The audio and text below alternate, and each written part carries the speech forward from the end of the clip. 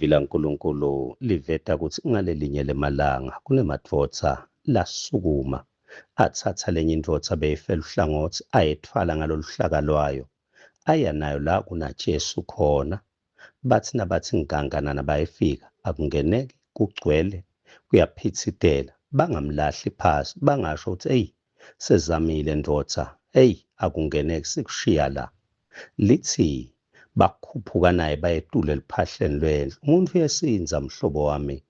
Bengikuncenga noma esinza methwale noma ngabe sewukwethukile noma ngabe ukwenteni noma ngawukukhuluma kabi methwale.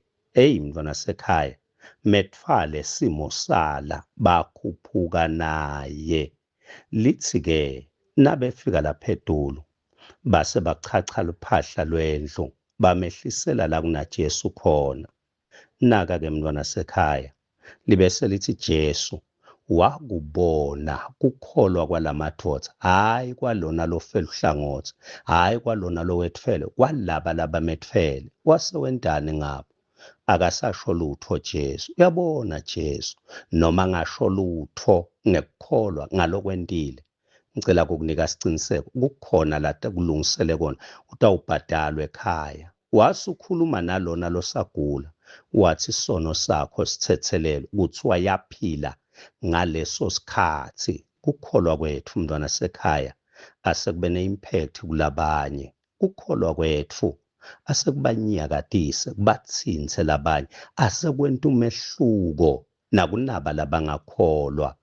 Musa mntwana sekhaya kwenta tintfo ngoba ufuna kubhadalwa. Musa kwenta tintfo ngoba ufuna kubongwa.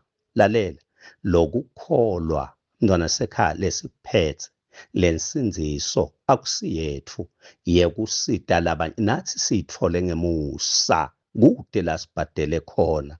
Mntwana sekhaya ngiyakuncenga bengikucela akube khona lokwentela Jesu namhla nakanjani. Uyakubona Jesu ukukholwa kwakho noma bangete bakunika lutho noma bangete bakubonga noma bangete bentani, but ngicela ubambe into yinye ekhaya utawubhadala. Uyabona Jesu. Sawubona mhlobo wami, sawubona mntwana sekhaya. Nanamhla ekuseni kwaphindze kwaba yintokoto kimi kukubingelela kulo ligama lelihle leliphakeme nalelinemandla, igama lenkosi yethu Jesu Kristu.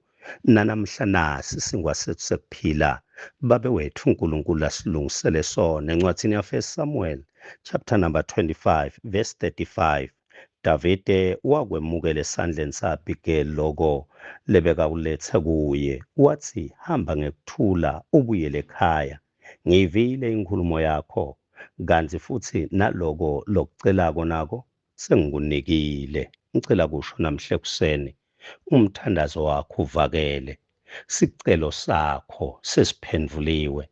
Vuka ngemandla mntwana sekhaya, vuka ngesibinzi, ungayi ngekubona kwemehlo. NaNkulunkulu uthi ngikuve kahle, ngiwuvile sicelo sakho, sengikunikile lokubo ukucela. Then David accepted from her hand what she had brought him and said, go home in peace. I have heard your words and granted your request. I have heard what you have said, and I will do what you have asked. I have heard your words, prayers. I have listened to you. Mntwana sekhaya, mane sibinzi, lo nkulunkulu sewuthi ngikuvile. La kunendvodza lekuthiwa uNabhali kuthiwa yayinjingile, inetintfo tonke.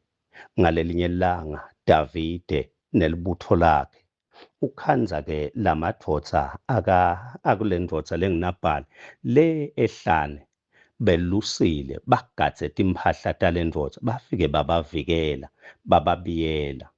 Lithi-ke livi laNkulunkulu Davide sewuyathumela uyacela nje kulendvodza ukuthi na ungamane usiphe nje longasipha kona, lolo vikelelwe tintfo, lolo nakelwe tintfo takhe, wathwala waphendvula ngekudvala, waphendvula sinoma kanjani, wathi uyini yena lo Davide kuthi ngingamentela lokho, lona locoshiwe yini nje lengamentela yona. Lithi-ke inkosi David yathukuthela yathi ngitawuthumela libutho lami liyowucedza ngako konke kwaNabhali. Mntwana sekhaya, ngicela ukhumbule ukuthi la ukhona khona lizulu lelikuvikele, nguNkulunkulu lo lokwentele umusa. Ungawulibali lo musa, ungasilibali isibusiso sekuvuka uphile uvikelwe uNkulunkulu. Akube khona lo mentela kona. Lithi-ke lesinye saleti sebendi sagijima sayotshela nangimake lokuthiwa ngu-Abigail, umfati walendvodza. Lithi lo makwasukumela etulu wathi ngitowuvikela sive sami, ngitowuvikela umndeni wami, ngitowuvikela likhaya lami. Siyabadzinga bantfu labatawusukuma bavikele emakhaya abo. Sukuma mntwana sekhaya, akunandzaba ukuthi liphutsa lento engumholi, lento eyinhloko, but sukuma. Sidzinga bantfu labayowuvikela emaphutsa bahole, emaphutsa alabo labaphethe. Wagijima wathatha tipho watimikisa enkosini David. Angati uletheni namhle kuseni, angati umthandazo wakho uthini, angati mntwana sekhaya ukuthi kwentekani ekuphileni ekhaya lakho emndenini wakho, but sidzinga bantfu labatawuma esikhaleni, sidzinga bantfu labatawubamba lulaka, inkemba kulelo khaya bayibambe ngetandla, noma ngabe mntwana sekhaya setihlaba wena, but lalela loku lokwentako lizulu litakusukumela. Uthi-ke uNkulunkulu lo mthandazo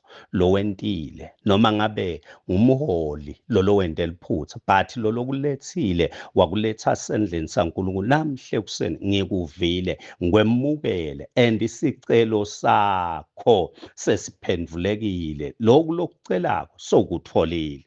Ngiyamemedela namhle kuseni, sukuma, kunetintfo takho tiyakuhlangabeta, titakuwe, tilandzela umthandazo lo wentile, tilandzela mntwana sekhaya nakulokulethe ngeke uNkulunkulu lethe lutho ujikule ngisatandla. uNkulunkulu wetfu mntwana sekhaya wethembekile, akawadle mandla emuntu.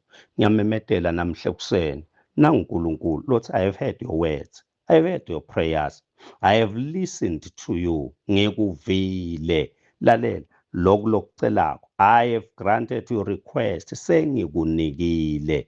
Namhle kuseni kunetintfo lesitiphatsako, namhle kuseni kunetintfo lesesinikwa tona. Babe wetfu longcwele, malibongwe ligama lakho, wethembekile Nkosi, uphakeme. Siyasukuma Nkosi, kuba khona lesikwentako siwentela wena. Siyabonga Babe ukuthi wena uyabona, uyati, wethembekile. Lithumo lonke Babe alibuyele kuwe egameni likaJesu Kristu. Amen.